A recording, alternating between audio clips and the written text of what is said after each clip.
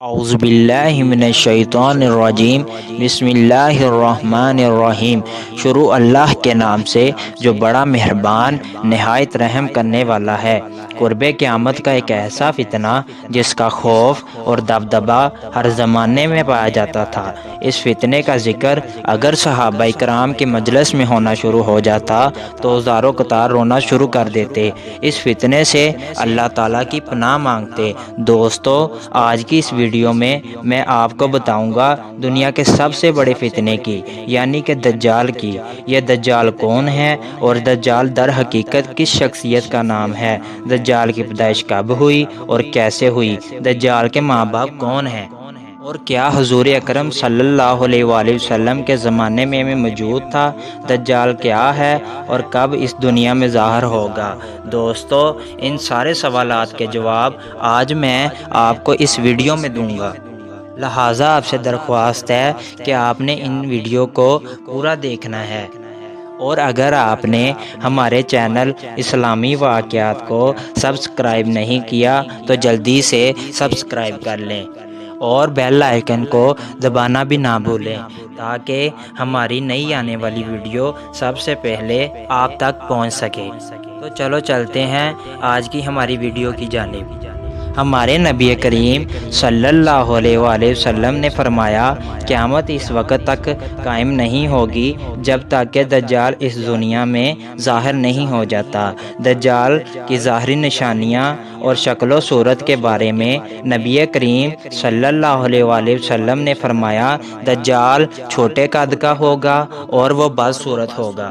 وہ ایک آنکھ سے اندھا ہوگا، اس کے دونوں پاؤں ٹیڑھے ہوں گے، اس کے جسم پر بہت زیادہ بال ہوں گے، اس کے سر کے بال گنگرالے ہوں گے، اس کا رنگ سرخ ہوگا، سرخ یعنی سرخ اور گندمی ہوگا، اس کے ناک طوطے کی چونچ جیسی ہوگی، اس کے ماتھے پر کاف الف فے رے لکھا ہوگا، یعنی کہ کافر لکھا ہوگا، جو ہر مسلمان اس کو پڑھ سکے گا، چاہے وہ پڑھا لکھا ہو یا ان پڑھ ہو۔ کافر اور فاسق لوگ اس کو نہ پڑھ سکیں گے۔ دوستو، جب دجال اس دنیا میں ظاہر ہوگا تو وہ لوگوں کے سامنے پرہیزگار بن کے آئے گا تاکہ لوگ اس کی زیادہ سے زیادہ پرہیزگاری کرنا شروع کر دیں، لیکن دجال اندر سے بہت زیادہ کافر اور ظالم ہوگا۔ دجال سب سے پہلے نبوت کا دعویٰ کرے گا، جب اس کے ماننے والوں کی تعداد زیادہ ہو جائے گی تو پھر وہ خدائی کا دعویٰ کر دے گا۔ دجال ایک بہت بڑی سواری پر سوار ہو کے پوری روئے زمین پر گردش کرے گا۔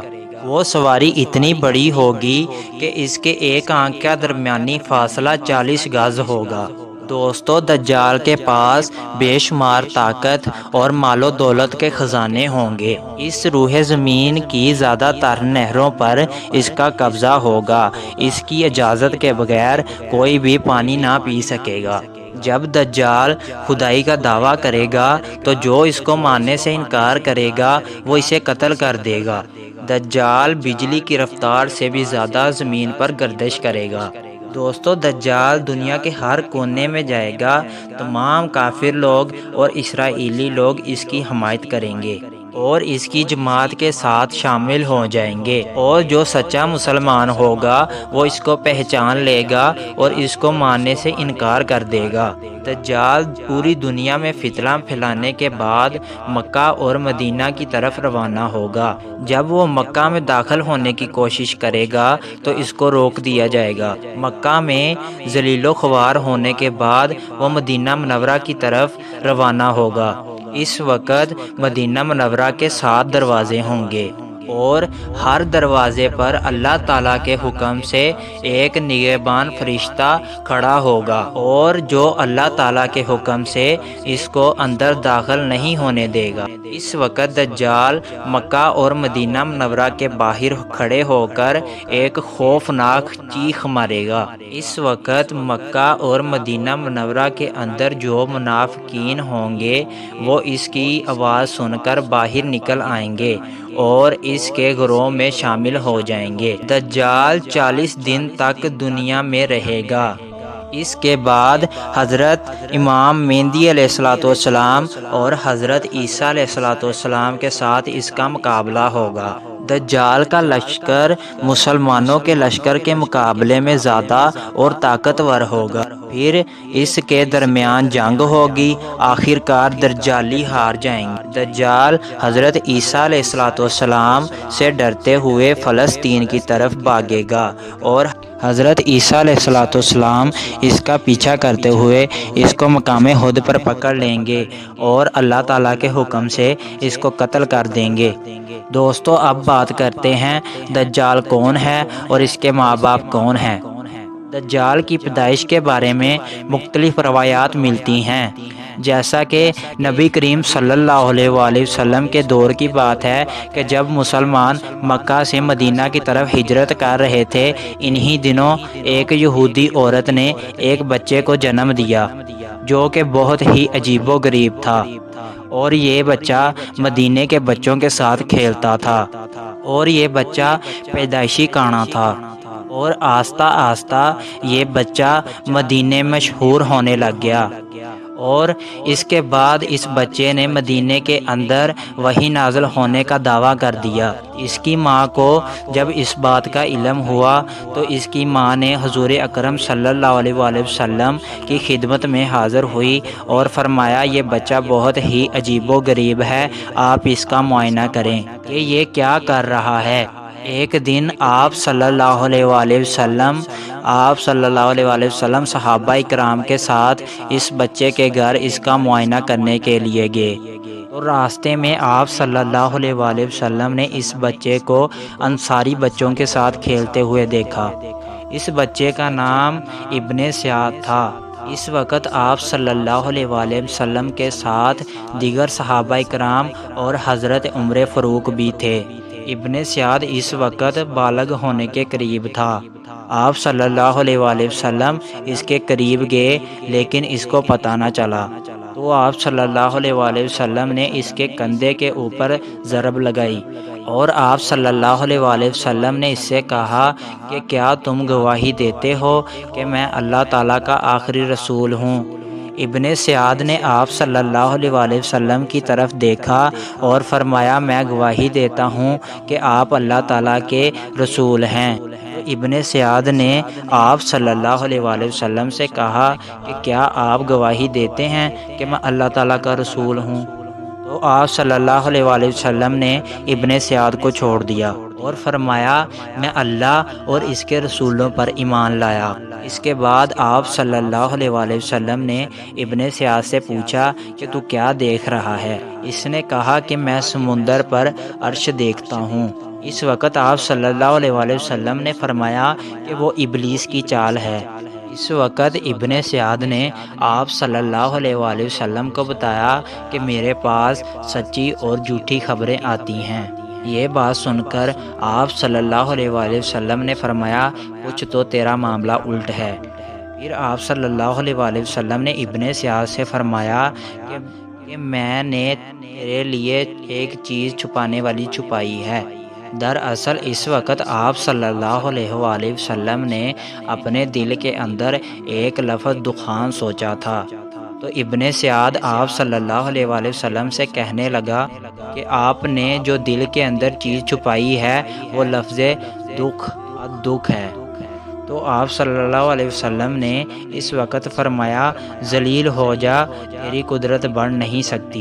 تو اس وقت حضرت عمر فاروق رضی اللہ تعالی عنہ نے فرمایا کہ آپ اگر حکم دیں تو میں اس کی گردن اڑا دوں۔ تو اس پر آپ صلی اللہ علیہ وآلہ وسلم نے فرمایا اسے چھوڑ دو، اگر تو یہ سچا ہے تو اسے قتل نہیں کر سکتا، اور اگر یہ جھوٹا ہے تو اس کو قتل کرنے میں کوئی بلائی نہیں۔ تو دوستو، مدینے کے لوگ ابن سیاد کے بارے میں کہا کرتے تھے کہ بعض شیاطین اس کے پاس آتے ہیں اور اسے عرش الہی کی خبریں دیا کرتے ہیں، جبکہ آپ صلی اللہ علیہ وآلہ وسلم نے ابن سیاد کے بارے میں سکونت اختیار کی ہے، جبکہ آپ صلی اللہ علیہ وآلہ وسلم کی طرف یہ وحی نازل نہیں کی گئی کہ ابن سیاد ہی دجال ہے، اور چند صحابہ کرام کا خیال بھی یہی تھا۔ اور دوسری روایات میں ملتا ہے کہ حضرت عمر فاروق رضی اللہ تعالیٰ عنہ آپ صلی اللہ علیہ وآلہ وسلم کے سامنے ابن سیاد کو دجال کہا کرتے تھے۔ آپ صلی اللہ علیہ وآلہ وسلم نہ ہی اس بات کا اقرار کرتے اور نہ ہی اس بات سے انکار کرتے۔ دوستو، ابن سیاد میں بہت سی ایسی نشانیاں موجود تھیں جو دجال سے ملتی تھی۔ یہی وجہ ہے کہ اس دور میں صحابہ کرام ابن سیاد کو دجال کہا کرتے تھے۔ دوسری روایات میں ملتا ہے کہ صحابہ کرام کا کہنا ہے کہ ابن سیاد ہی ہے جو قیامت کے قریب دجال کی صورت اختیار کرے گا۔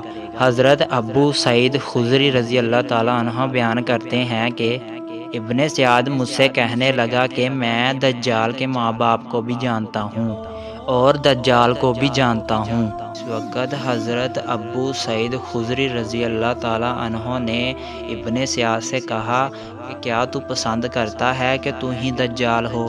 تو اس وقت ابن سیاد نے کہا کہ میں اس بات کو ناپسند نہیں کروں گا کہ میں ہی دجال بنوں، یعنی کہ میں دجال بننا پسند کروں گا۔ دوستو، بعد مفسرین کا یہ کہنا تھا کہ ابن سیاد دجال نہیں تھا، وہ بعد میں آپ صلی اللہ علیہ وآلہ وسلم پر ایمان لے آیا تھا، بلکہ دجال حضرت سلیمان فارسی رضی اللہ تعالیٰ عنہ کے دور میں جنات اور انسانوں کے ملاپ سے پیدا ہوا تھا اور اس کے ماں باپ کو قتل کر دیا گیا اور دجال کو جنزیرے میں قید کر دیا گیا۔ جنات اور انسانوں کے ملاپ سے پیدا ہونے والا بچہ یعنی دجال آج بھی اس جنزیرے میں قید ہے، اور اس کے ساتھ ساتھ شیطان آج بھی اس کو ہر بات کی خبر دیتے ہیں۔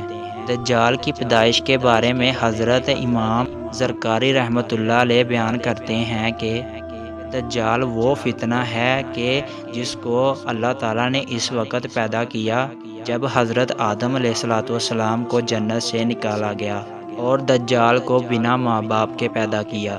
دوستو، حقیقت تو یہ ہے کہ دجال قیامت کے قریب ظاہر ہوگا۔ جو اس کی نشانیاں ہیں وہ آپ صلی اللہ علیہ وآلہ وسلم کی احادیث میں واضح طور پر بیان کر دی گئی ہیں، لیکن یہ دجال کہاں ہے اور کہاں سے آیا اور در حقیقت اس کے ماں باپ کون ہیں، اس کا صرف اور صرف اللہ تعالیٰ کی ذات کو پتہ ہے۔ اللہ پاک ہی جانتا ہے کہ دجال در حقیقت کون ہے اور کہاں سے آیا۔ اللہ تعالیٰ سے دعا ہے کہ اللہ تعالیٰ اپنے پیارے حبیب حضرت محمد صلی اللہ علیہ وآلہ وسلم کے صدقے ہم کو دجال کے فتنے سے بچائے اور ایمان کی سلامتی کے ساتھ زندگی گزارنا اور مرنا نصیب فرمائے۔